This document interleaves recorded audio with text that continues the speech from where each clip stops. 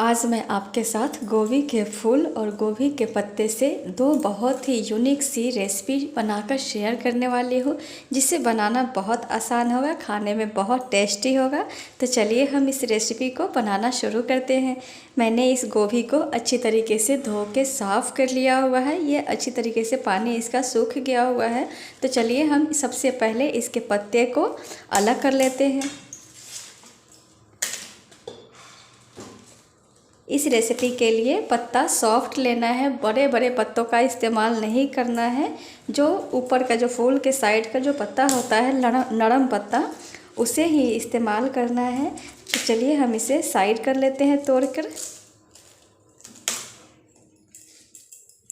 इस रेसिपी के लिए अगर फ्रेश पत्ता मिले तो सबसे अच्छा रहेगा। बासी पत्ते का इस्तेमाल ना करें, ताज़े पत्तों का ये रेसिपी बनकर बहुत अच्छा तैयार होता है। तो मैंने पत्तों को अलग कर लिया हुआ है। इसे हम दूसरे प्लेट में डाल देंगे, साइड में रख देते हैं और इसके फूल को हम तोड़कर साइड कर लेते हैं।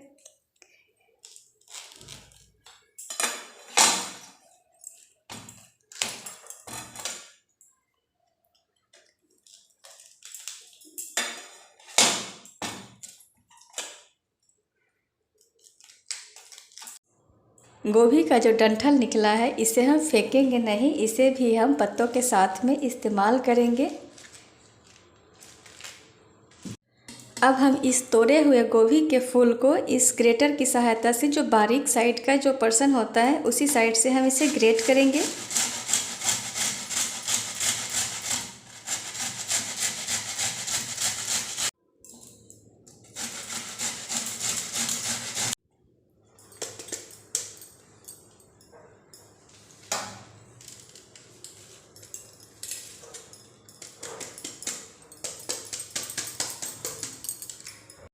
गोभी को ग्रेट करने के बाद हम इसे साइड में कर रख देंगे और अब हम कट करेंगे 3 छोटे साइज़ के प्याज, थोड़ा सा धनिया का पत्ता, 4 से 5 हरी मिर्च। हरी मिर्च आप अपने हिसाब से डाल सकते हैं।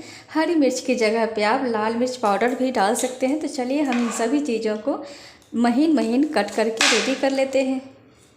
बारीक कट करना है, मोटे मोटे रफली चॉप नहीं करना है। इसे बारीक बारीक महीन महीन चॉप करके रेडी करना है।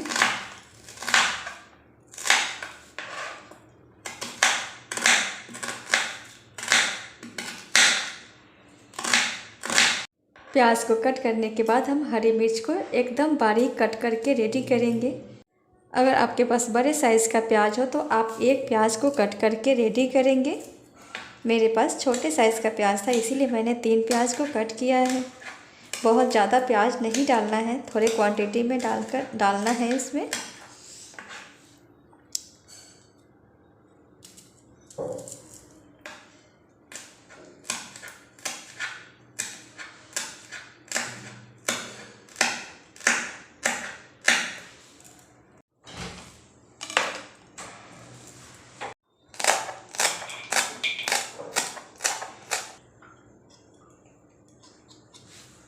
सभी चीज़ों को कट करने के बाद अब हम आटा लगाकर रेडी करेंगे। आटा लगाने के लिए मैंने एक बड़ा सा थाली ले लिया है।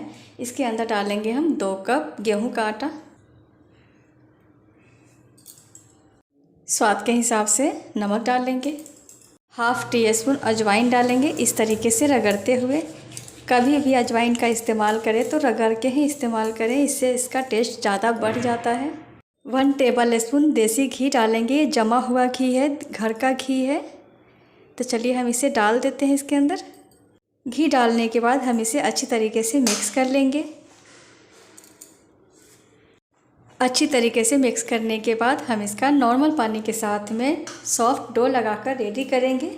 अच्छी तरीके से सॉफ्ट डो लगाकर रेडी करना है। जिस तरीके से रोटी का डो लगाते हैं, उससे भी ज़्यादा सॉफ्ट डो लगाकर रेडी करना है।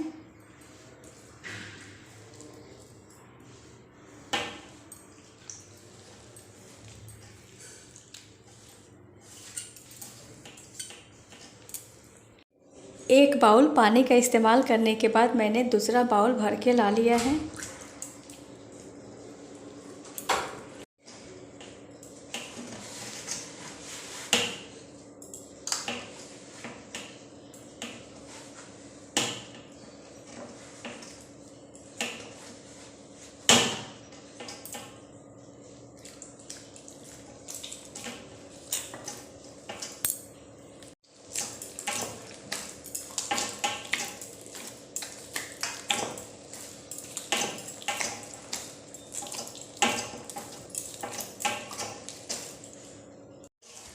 आप देख सकते हैं कितना गीला आटा लगाकर रेडी किया है मैंने। इसी तरीके से आटा लगाकर रेडी करना है। मैं जब भी पराठा बनाती हूँ इसी तरीके से आटा लगाकर रेडी करती हूँ, जिसके कारण मेरे पराठे जो बनते हैं बहुत ही सॉफ्ट और मुलायम बनकर रेडी होते हैं। तो चलिए, अब आटा लगकर रेडी हो चुका है। हम इसे 5 मिनट के लिए रेस्ट करने देते हैं। आटा जब तक रेस्ट कर रहा है तब तक हम स्टफिंग तैयार करके रेडी कर लेते हैं। इसके लिए हमने जो गोभी को ग्रेट करके रखा था उस गोभी को ले लिया है। इसके अंदर डालेंगे कट किया हुआ धनिया का पत्ता, कट किया हुआ प्याज, हरी मिर्ची, सभी चीज़ों को मैंने डाल दिया है। आप प्लीज़ मेरे इस वीडियो को लास्ट तक देखेंगे, तभी आपको पता चल पाएगा कि मैं किस तरीके से इस पूरी रेसिपी को बना रही हूँ। मैं कौन कौन से इंग्रेडिएंट्स का इस्तेमाल इस रेसिपी के अंदर कर रही हूँ। पूरी रेसिपी को देखने के बाद ही पता चल पाएगा आपको। तो प्लीज़ इस रेसिपी को पूरा लास्ट तक देखें। अब हम डाल देंगे स्वाद के हिसाब से नमक। 50 ग्राम मैंने होममेड पनीर लिया है। तो चलिए हम इसे भी क्रम्बल करके डाल देते हैं। पनीर डाल के बनाने से इसका पराठा जो बनेगा बहुत ही आसानी से बनकर तैयार हो जाएगा। अगर आपके पास पनीर ना हो तो आप उस जगह पे उबले हुए आलू का भी इस्तेमाल कर सकते हैं। इससे इसकी बाइंडिंग बहुत अच्छी होकर रेडी होती है। तो चलिए अब हम इन सभी चीज़ों को अच्छी तरीके से मिक्स कर लेते हैं। अच्छी तरीके से मिक्स करने के बाद डालेंगे 1 टेबल स्पून भर के मीट मसाला। अगर आपके पास मीट मसाला ना हो तो आप उस जगह पे गरम मसाला का भी इस्तेमाल कर सकते हैं, लेकिन मीट मसाला डाल के बनाएंगे तो उसका बात ही अलग होगा। तो चलिए हम इसे दोबारा से अच्छी तरीके से मिक्स कर लेंगे। आपने ध्यान दिया होगा कि मैंने गोभी के पानी को हटाया नहीं है, गोभी के पानी के साथ में बनाया है। इसीलिए मैंने इसके अंदर पनीर का इस्तेमाल किया है, ताकि इससे का पराठा बनाने में आसानी हो और इसके सारे गोभी के जो जितने भी न्यूट्रिएंट्स होते हैं वो सारे इसके अंदर मौजूद रहें, वो बिल्कुल भी बर्बाद ना हो। तो चलिए मैंने इसे अच्छी तरीके से मिक्स कर लिया हुआ है।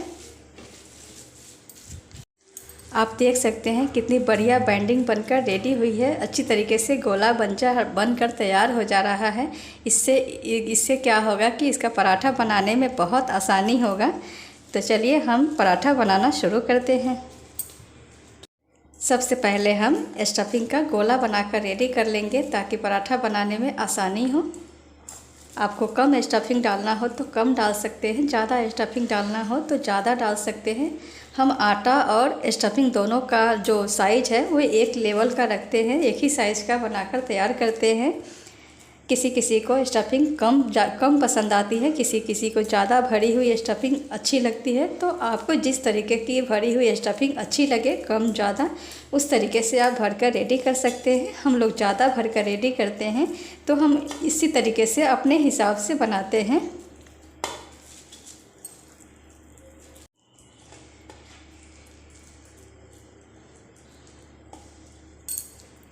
मैंने सभी स्टफिंग का गोला बनाकर रेडी कर लिया है। तो चलिए अब हम आटे का गोला बनाकर रेडी करते हैं।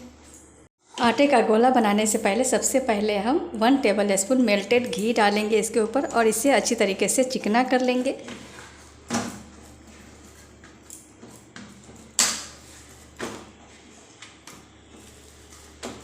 एक बार इसे अच्छी तरीके से मिक्स कर लेंगे।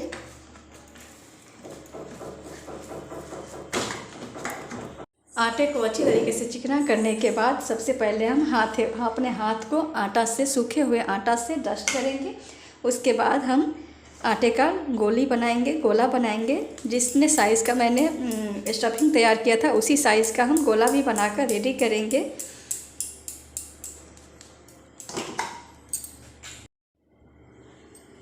गोला बनाने के बाद हम इसे आटे से डस्ट करेंगे और इसके अंदर एक कैविटी बनाकर रेडी करेंगे। इसी तरीके से जैसे मैं बना रही हूँ आप अपने हिसाब से बना सकते हैं। तो चलिए कैविटी बनकर रेडी हो गया हुआ है। इसके अंदर स्टफिंग भर लेंगे। अच्छी तरीके से इसे भर के रेडी करना है, कहीं से फूटा हुआ नहीं होना चाहिए।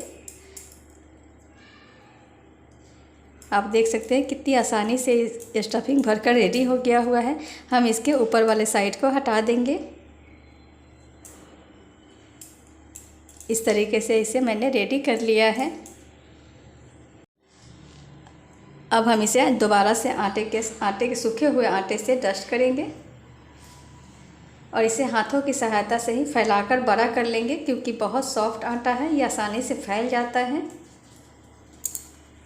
हाथों से फैलाने के बाद हम इसके ऊपर थोड़ा सा सूखे आटे से डस्ट करेंगे, स्प्रिंकल करेंगे सूखे आटे का, और इसे बेलन की सहायता से हल्के हाथों से इसे बेल कर रेडी कर लेना है।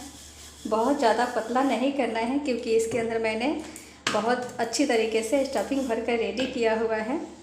वैसे ही पराठा हल्का मोटा ही होता है। तो चलिए मैंने इसे बेल कर रेडी कर लिया। यहाँ तवा भी अच्छी तरीके से गर्म हो गया हुआ है। तो चलिए तवा के ऊपर डालेंगे सबसे पहले हम 1 टेबल स्पून घी। आप यहाँ पे रिफाइंड तेल का भी इस्तेमाल कर सकते हैं। घी डालने के बाद हम डाल देंगे बेले हुए पराठा को।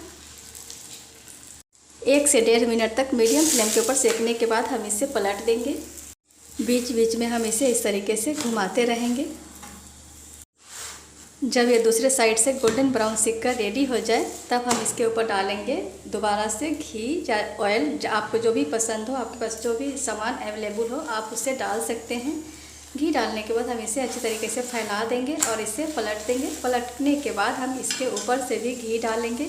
आप अपने सहूलियत के हिसाब से कम या ज़्यादा जैसा भी डालना चाहते हैं तो अपने हिसाब से घी तेल का इस्तेमाल कर सकते हैं। चलिए हम इसे अलट पलट कर अच्छी तरीके से कुक कर लेते हैं। आप देख सकते हैं ये पराठा कितनी अच्छी तरीके से फूल कर रेडी हो रहा है। तो चलिए हम इसे प्लेट में डाल देते हैं और इसी तरीके से सभी पराठा को बनाकर रेडी कर लेते हैं। आप देख सकते हैं कितना बढ़िया पराठा बनकर रेडी हुआ है। दूसरे पराठे को भी हम सेम तरीके से कुक करके रेडी करेंगे।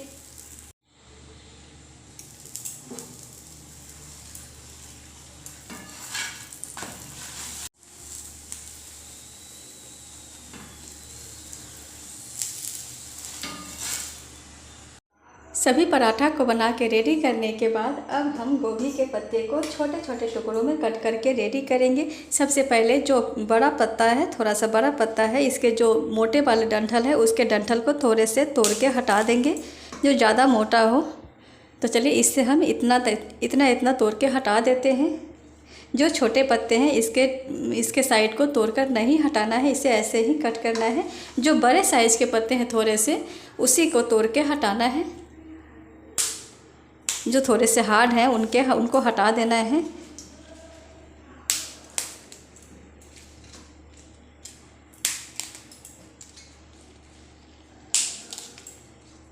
ये छोटे हैं ना, ये इससे तोड़कर नहीं हटाएंगे हम।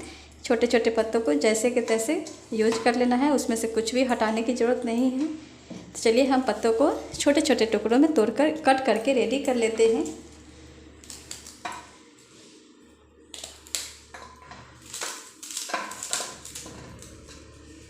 रफली चॉप करना है, बहुत ज़्यादा बारीक करने की ज़रूरत नहीं है।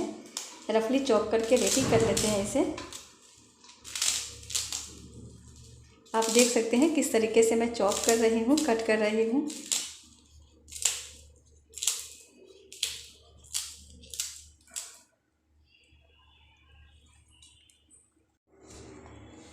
इसे मैंने रफली चॉप कर लिया हुआ है। तो चलिए अब हम इसे साइड में रख देते हैं और इसके जो डंठल है मोटा वाला, इसे भी हम छील लेंगे। सबसे पहले इसके साइड को हम छील के हटा देते हैं, क्योंकि ये बहुत हार्ड होता है, लेकिन ये हेल्दी होता है, बहुत हेल्दी होता है। इसे फेंकना नहीं चाहिए। अगर आपको यूज करने आता है तो इसका इस्तेमाल ज़रूर करना चाहिए अपने डाइट में इसका।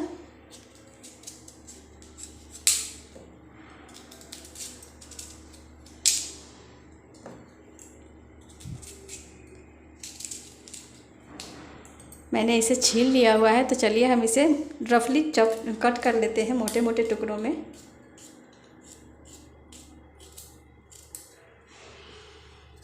मैंने गोभी के पत्ते और डंठल को रफली कट करके रेडी कर लिया है। कढ़ाई भी अच्छी तरीके से गर्म हो चुका है। तो चलिए हम कढ़ाई के अंदर डाल देते हैं लगभग 2 टेबल स्पून सरसों का तेल। तेल जब अच्छी तरीके से गर्म हो जाए तब डालेंगे 1/4 टीस्पून कलौंजी, जो मंगरेला होता है वही है ये। काली जीरा जो कहते हैं, कोई काली जीरा भी कहते हैं, वह 1/4 टीस्पून डाल देंगे। 5 से 6 सूखी हुई लाल मिर्च, 10 से 12 लहसुन की कलियां हैं जिसको छील कर रेडी किया है। हम इसे भून लेंगे थोड़ी देर के लिए, गोल्डन ब्राउन तक होने तक। मीडियम फ्लेम के ऊपर गोल्डन ब्राउन होने तक हम इसे फ्राई कर लेंगे। मैंने 1 मुट्ठी गोभी के पत्ते का इस्तेमाल किया है, तो उसके अंदर मैंने डाला है 1/4 टीस्पून कलौंजी। कलौंजी का इस्तेमाल ज़्यादा नहीं करना है क्योंकि कलौंजी जो है जितना अच्छा टेस्ट देता है उतना ही ज़्यादा वो कड़वा भी होता है। तो ज़्यादा अगर क्वांटिटी में, थोड़ा भी ज़्यादा क्वांटिटी में डाल देंगे तो वो चटनी जो है कड़वा हो जाएगा। तो चलिए हम इसे गोल्डन ब्राउन भून कर रेडी कर लिए हुए हैं। आप देख सकते हैं जब यह गोल्डन ब्राउन फ्राई होकर रेडी हो जाए तब हम डालेंगे कट किया हुआ गोभी का पत्ता। इसे अच्छी तरीके से मिक्स कर लेंगे। 1 मिनट तक मीडियम फ्लेम के ऊपर फ्राई करने के बाद डालेंगे स्वाद के हिसाब से नमक। नमक डालने के बाद हम इसे 1 मिनट तक और फ्राई कर लेंगे। मीडियम फ्लेम के ऊपर 1 मिनट तक और फ्राई करने के बाद हम गैस के फ्लेम को कर देंगे ऑफ और इसे ठंडा होने देंगे। अब ये अच्छी तरीके से ठंडा हो चुका है, तो चलिए हम इसे ग्राइंडर जार के अंदर डाल देते हैं।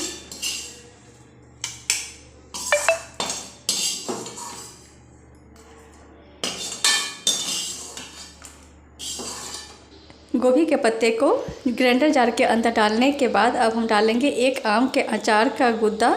केवल इसके गूदे का इस्तेमाल करना है, इसके गुठली का इस्तेमाल नहीं करना है, ना तो इसके मसाले का इस्तेमाल करना है। केवल इसके जो गूदा होता है उसका ही इस्तेमाल करना है। तो चलिए हमने इस गूदे को डाल दिया है, इसके गुठली को हम साइड कर देंगे। अब हम डालेंगे ज़रूरत के हिसाब से पानी और इसका महीन पेस्ट बनाकर रेडी कर लेंगे। मैंने इसे बिल्कुल बारीक पीस कर रेडी कर लिया है, तो चलिए हम इसे एक बाउल में निकाल देते हैं।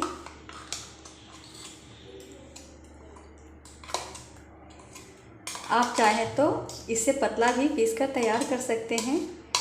इसमें थोड़ा सा ज़्यादा पानी डालेंगे तो पतला हो जाएगा, इसे कम पानी डालेंगे तो गाढ़ा बनकर तैयार होगा। आपको जिस तरीके का पसंद हो उस तरीके का पानी डालकर इसे तैयार कर सकते हैं। इस तरह मैंने गोभी के पराठे को गोभी के पत्ते की चटनी के साथ में सर्व कर दिया है। प्लीज़ इसे एक बार बना के ज़रूर ट्राई करें। मुझे पूरा विश्वास है आपको ये रेसिपी बहुत ज़्यादा पसंद आएगी। अगर आपको मेरी ये रेसिपी अच्छी लगे तो प्लीज़ आप मेरे इस रेसिपी को एक लाइक करें, मेरे इस चैनल को सब्सक्राइब करें तथा बेल आइकन को भी प्रेस करें ताकि मेरी हर आने वाली एक नई और हेल्दी रेसिपी आप तक पहुँच सके। Thank you for watching. मैं एक बार इस पराठे को मोड़ कर दिखाती हूँ कि कितना अच्छा तरीके से ये सॉफ्ट और खस्ता बनकर तैयार हुआ है। आप देख सकते हैं। चलिए मैं इसे एक बार तोड़ कर भी दिखा देती हूँ आपको। इस तरीके से आप देख सकते हैं चारों तरफ इक्वली इसका जो स्टफिंग है अच्छी तरीके से फैल कर रेडी हुआ है, कहीं पे भी खाली नहीं बचा हुआ है। ये बहुत ही अच्छा तरीके से बनकर तैयार होता है। प्लीज़ इसे एक बार बना के ट्राई करना तो बनता है मेरे रिक्वेस्ट पे। तो चलिए हम आपको एक बार इसे खा कर भी बताते हैं कि टेस्ट में कैसा बना हुआ है चटनी के साथ में। इस तरीके से इस चटनी के साथ में हम इसे खा के आपको बताते हैं कि कितना टेस्टी बना हुआ है। आप इस चटनी को किसी भी डिश के साथ में सर्व कर सकते हैं। ये किसी भी बोरिंग से बोरिंग खाने के टेस्ट को बढ़ाकर 4 गुना कर देगा। ये 2 की जगह 4 रोटी आप इसके साथ कब खा जाएंगे आपको पता भी नहीं चलेगा। तो चलिए हम इसे खा के टेस्ट करते हैं।